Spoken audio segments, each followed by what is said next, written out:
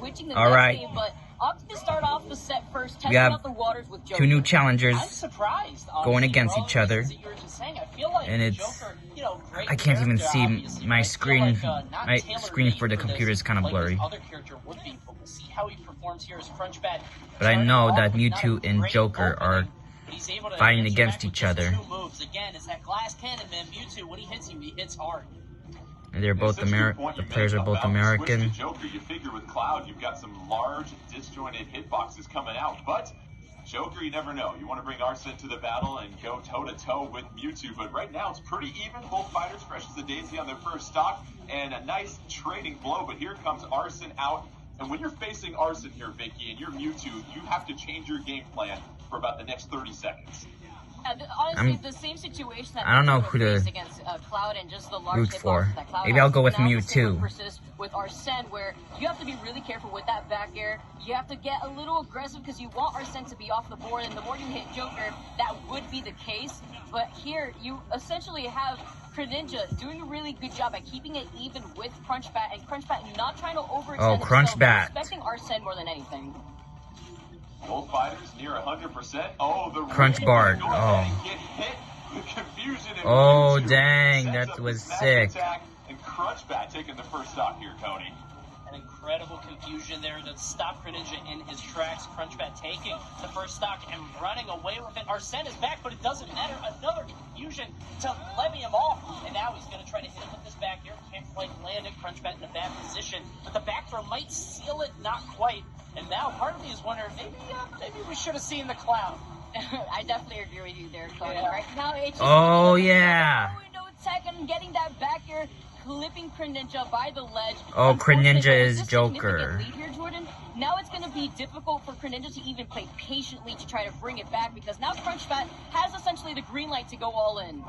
And as you mentioned, Crunchbat has got some terrific spacing and defensive tools. We've seen using that disable and confusion to really mitigate a lot of the aggressiveness coming out from Chrininja. And Crunchbat putting on a display, an absolute clinic here with Mewtwo. Oh, yeah. Be a 3-stock. If we could just get this one last game. Chrininja has no Arsene on deck, which is just going to make things harder and harder. Oh, he took Crunchbat out. Chrininja tanking one. But I don't know if that's going to be enough to turn this one around. This one might just be in the books. Yeah, it's a steep slope to climb if you're Chrininja right now. But you never say that. You've got a light floaty character in Mewtwo, but you've seen Chrininja just hasn't had a ton of success getting in close, applying pressure, and racking up those combos that Joker's so well known for. It's been all Mewtwo mitigating a lot of those advances coming in, and Mewtwo really dictating the pace of play of this match, Vicky. Yeah, you can't count out Mewtwo just yet. So you can't count out Chrininja just yet, just because of the fact that they're tied. But with the down air spike catching Crunchbat, the characters are tied. And although there is 160% on the board, this is still quite a steep here for Chrininja to try to bring it back. But again, not impossible. Now being able to use this confusion to actually catch Chrininja off guard whenever he is trying to go for a jump in here. But you see him slowly coming back. This would be amazing if he could pull it off. One of the scariest things about Mewtwo is not only can they KO you with strong moves. Oh! Oh my God! Crunchbat was so close. That was unreal. Chrininja. My God, that you can't be serious. Unbelievable comeback. Was staring at triple percentage for 2 of those stops. Comes back down 3-1. That was crazy, man. Mewtwo is a glass cannon. You can apply a lot of damage, but you better make sure you are playing a strong defensive game, because you can see how quickly, to quote the fine words of Michael Scott, how the turns of table. I thought Crunchbat was going to win. Great show. But that was just incredible showing of being able to take advantage of what Mewtwo lacks as a character. And now, when you kind of feel like you have that green light to get aggressive because you have the lead, and you kind of lose control and you're not winning those trades, especially around the end where rage is still a factor here. All right, we're on round 2. From you have to be really careful, especially by the ledge, as a big character like Mewtwo, who will be susceptible to getting hit. Yoshi's story set. Relatively early, like Yoshi's story stage. And Cody, I thought that Chrininja did a really fine job with Arson in that second stock. I think that really helped Chrininja get back into that match. Sorry about my hand going across the camera. You got to really make the best use of Arson. Joker's a terrific fighter without Arson. You get that. But with Arson, that's really what separates Joker from a lot of other fighters in this game, and why if you're watching some really top-level tournaments, some people love Joker as a character. And you have to be judicious with that versus Mewtwo. We saw Mewtwo get in that disadvantage state. That's a really tough area for Mewtwo to get out of. Yeah, it's just because so much of the percent that you tack on is just permanent for Mewtwo because he's going to get KO'd so much earlier. And Chrininja just playing out of his mind in that last game. I don't want to stick on it too long, but I cannot overstate. He had no Arsene on the second stock. He's fighting Mewtwo, who's a character who also has KO throws. Let's keep that in mind. throws. It's not like he had to just avoid attacks. He also had to avoid getting grabbed those entire 3 stocks. So Chrininja just playing out of his mind in that game. We'll see if he can extend it. Right now, a little bit more even-paced on this game 2 on Yoshi's story. And it's a smaller stage as well, too. Oh, no. Because Joker being a rushdown character, going ahead and getting that first KO, taking that first stock in this one, doesn't have to navigate as much space. And if you're Mewtwo, you don't have a lot of room to run. Yeah, that's actually why we've been seeing Crunchbat go for the B reverse on the Shadow Ball, so that way he can extend his movement, get a little bit of momentum in the air, but almost clickbaiting him right there with the Nair. Being able to come back, though, might as well. It's a little difficult. This is where Mewtwo, I feel like, struggles when it just comes to getting back from the ledge.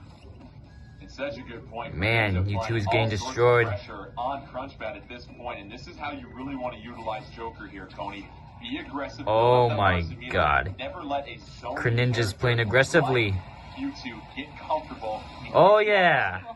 Yeah, beautiful forward air there, that Shadow Claw from Crunchbat. And we were sort of wondering why Chrininja would go Joker instead of Cloud, but I think it's a different sort of game plan that's really paying off for him. So whereas Cloud wants to keep you out, and he wants to throw out those disjointed aerials and make sure Mewtwo doesn't get in, Joker is more of that sort of Sheik Greninja sort of archetype where they want to get in at the right times. They use their mobility to land a hit when you're vulnerable and then sort of rack up damage from there. I feel like he's really been making the most of that. And then Arsene just is so punishing as you see Crunchbat struggling to get back to the stage. He does get stage control, but Chrininja is just on it. Crunchbat trying to battle back. Oh! This is though the confusion can't. Oh no. That might be a turning point in this match here, Vicky. Yeah, unfortunately, whiffing that forward smash. Oh! Opportunity for him to. One more for Crunchbat. Chrininja was unable to do much in that situation, but now with only 1 stock, Crunchbat losing the ability to try to keep this match even. Again, we've seen time and time again these fighters being able to bring it back, but now Crunchbat in the backseat having to come back from the situation. And it's an interesting point. Chrininja now in control. Here comes. Oh! Punished with that forward smash, connects on that one. Let's see. We got a tiebreaker. Let's see who's gonna win. Beautiful confusion there, and now we're gonna see as much damage as possible. It's a 1-stock game between these two, so it's anyone's round. Crunchbat has to sort of forget about what happened in the last game, forget about everything except the moment right here. Arsene is here, so it's gonna make things a little bit difficult. Has to watch himself getting back. Come on, stage. get him, Crunchbat. How that first game ended, he's just in such danger when he's at the ledge. And what we see here, Vicky, is Crunchbat. Oh! Off stage, and that will do it. Chrininja got 2 points. Back in the very first game, Oh, it went up to 3. Game doesn't give meant Crunchbat the chance to create a comeback, and it will be Chrininja moving on, going with Joker versus Cloud. And Coney, I thought you brought up some really good points. The fact that instead of using those disjointed aerials with Cloud, you're going to find your opportunities to rush in when you're playing as Joker, and you really have to, once again, resource management, manage Arsene, and we saw really Chrininja have a much more manageable game, that second game, and really be effective against Mewtwo, and Mewtwo trying to use a lot of those confusions and disables to slow things down. Yeah, it seemed like Chrininja was much more comfortable playing the game that way, the way that he was just sort of maneuvering in and out, getting around Mewtwo's hitboxes with Joker's high mobility. It seemed like a different sort of game plan. And there at the end, you saw Crunchbat trying to get to the ledge, but slightly mistiming. And it's those slight execution errors that can cost you stocks, cost you games, and cost you sets in that instance where he just tried to get the ledge, floated a little bit too high, Chrininja capitalizing with that forward smash and taking the set. Yeah, essentially to follow up from what Cody had said at the very beginning, where, you know, these pro players, they capitalize off of your mistakes, and that's essentially what we saw right there from the high recovery. You saw that, unfortunately for Crunchbat, he was unable to get to the ledge for that invincibility, and he essentially paid the price for it.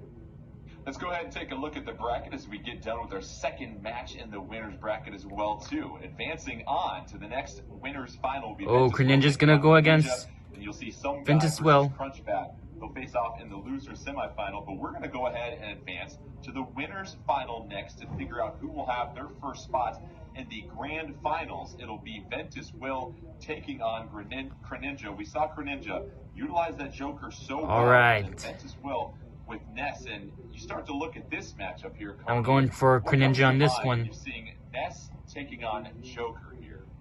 You know, I don't want to eat my words again, but I feel like I think it might be Cloud. I really do. But Cloud against Ness is it's difficult. Ness obviously wanting to sort of keep people out with that forward air, so sort of push people out of the way and be able to space it out. But Cloud just having that sword, Ness does struggle against sword characters in a lot of instances. So we'll see if he will opt to go for that. However, one of the things. Sorry about this.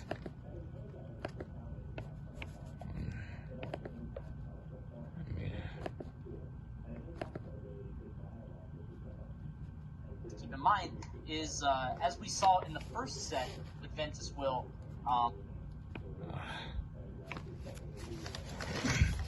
Sorry about that. YouTube is messing things. My internet is going nuts today.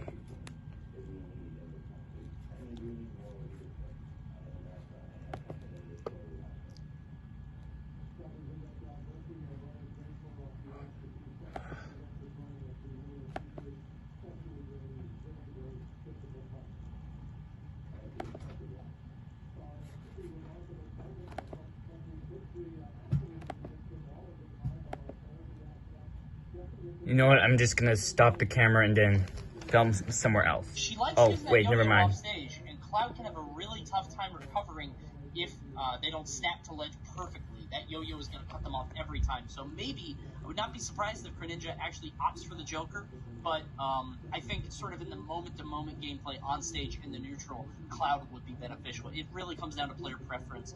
As far as I know, Ventus will using Ness the entire tournament, so she's going to stick on that. So we'll have to see. I'm really excited. And Vicky, are there any similarities between Ness and Mewtwo? Because if you are Chrininja, do you basically stick with the same strategy if you're looking at your matchups and realizing, okay, my opponent's choosing a fighter where there really isn't too big of a difference in the way that they might play? What are your thoughts on that Ness versus Mewtwo comparison?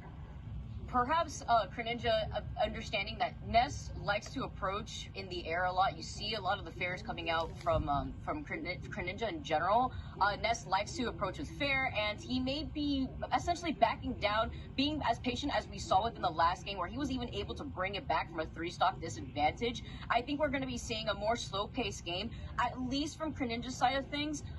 From Ventus Will, I think Ventus Will, she's going to have to essentially capitalize off of the fact that if Chrininja goes Cloud, as Coney was saying, take advantage of Cloud's biggest disadvantage state, and that is being off stage. And Coney, we talk about the match within the match, how you're starting to learn about what your opponent's going to do, and you hear that term conditioning thrown out. For some folks that are really starting to get into the competitive scene, what does it mean to condition your opponent throughout a match? Well, it really comes down to your character choice. So there's certain characters who really want to force you to do things like shield. So what they'll do is they'll just use a lot of smash attacks. They'll use a lot of really strong moves that you want to sort of put your block up for. And then once you start doing that, they'll lead into grabs. And then the grabs may actually do more damage than the smash attacks, and you may not even realize it. Sometimes what people do is they'll intentionally leave things open at the ledge. So let's say I've got somebody at the ledge, and then I'm clearly not covering nor to get up. Eventually, somebody's going to... All right, I'm going to stop the camera.